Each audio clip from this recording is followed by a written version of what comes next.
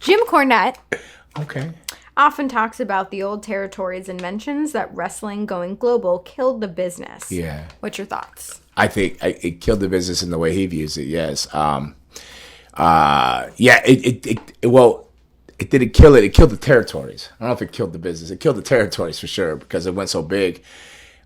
Like in the business, it depends upon how you're looking at it. If you're looking in the business sense that we all wrestle, like say you're wrestling, right? You're a female wrestler, Raymond's wrestling, and all that. There was territories, right? So in territories, everybody could kind of work, like there's a lot more job opportunities than just one big company or two big companies. So like in a pro football team, there's way more spots on a pro football team than there is in wrestling and pro wrestling. There's how many players allowed on each team, how many teams in the league. So that's how many jobs there are for football players.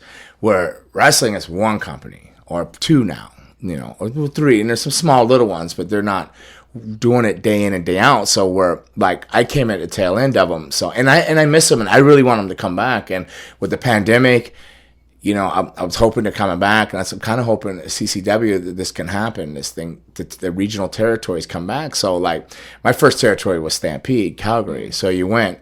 So they had a TV in that area, and guys worked, some not so great, some that can be great, and some that were just tremendous in the hearts and stuff. So everybody, you worked, and you got experience, you learned, but you got to do what you love. You might not have made millions at it.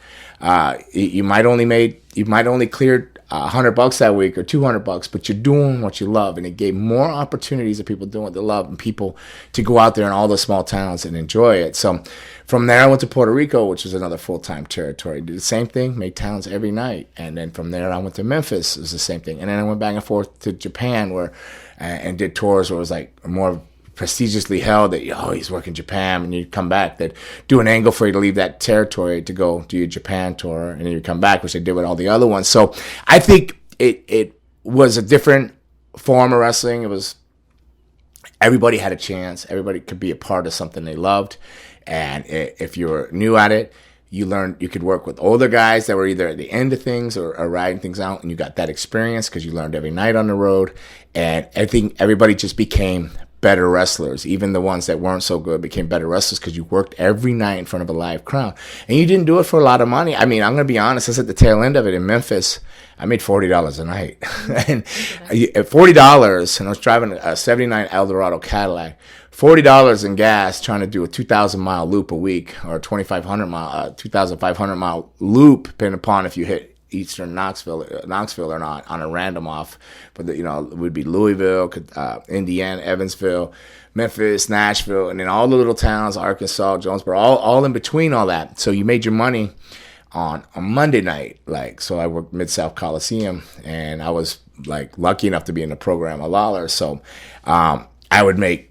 It wasn't great money compared to what I think, but to me in '93 it was great money. I would make $500 that night for that show, working Lawler. So that $500, but I didn't get to that part yet. I had to do months of those $40 nights, and then have like a $60 night at the Coliseum, down underneath. But then when I was working Lawler, then I got that $500. So then I learned how to balance that $500 to get through my $40 a night and stuff like that. And then when I worked him, I was able to get my own apartment.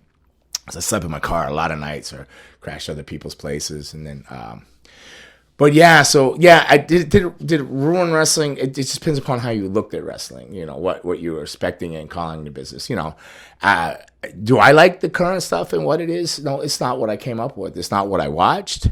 It's not what I did. But I was also part of the same thing. As a vampire, I was pushing the envelope and changing things to where it's all going today in different things and where it's become entertainment. So, I mean, it's like anything. You have a 55 Chevy. People say, well, I love a 55 Chevy. Oh, look at the paint. Look at the body designs. That's a classic. That's great. That's what a car should be. And then there's a Tesla. Like, people can go, this battery power thing, it burns up. That's not a car.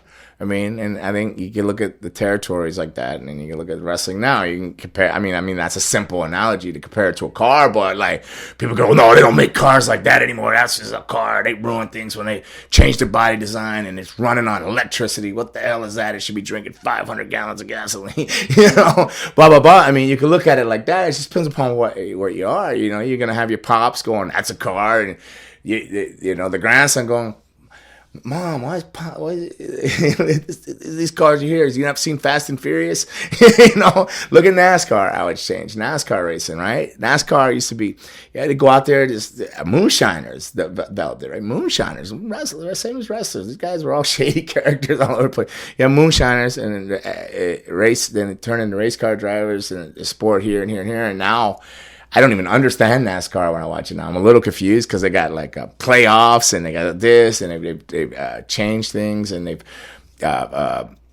whatever you want to call it. It's evolved. I mean, a lot of people don't like to use the word evolve, but it's evolved to this here. It's just where it's at now. What they think is what the current generation wants, or what they think is marketable, and it doesn't mean it's wrong.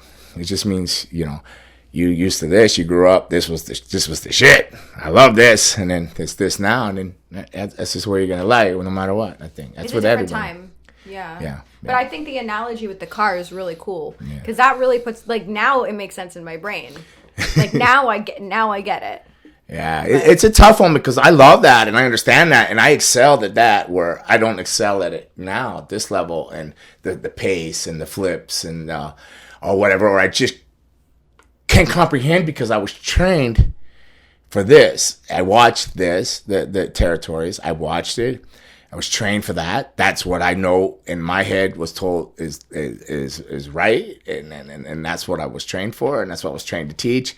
But then, as I matured and things were going, I watched The Lost Boys and I want to be a vampire in wrestling. So I'm guilty of some of that there too. And then, you had The Undertaker and then some of that, which is still, they still did things. But as far as they destroyed it and just depended upon how you view it, I mean, some people think that it's better than it's ever been. I know some older wrestlers like that they're not wrestling anymore or anything, but they'll go to me, hey, AEW's pretty cool. They haven't watched wrestling in like years. And they're like, oh, AEW's really cool. Like they're doing some cool things. I like it. So it's not everybody. It's not all the older guys like myself or this or that feel it's this way.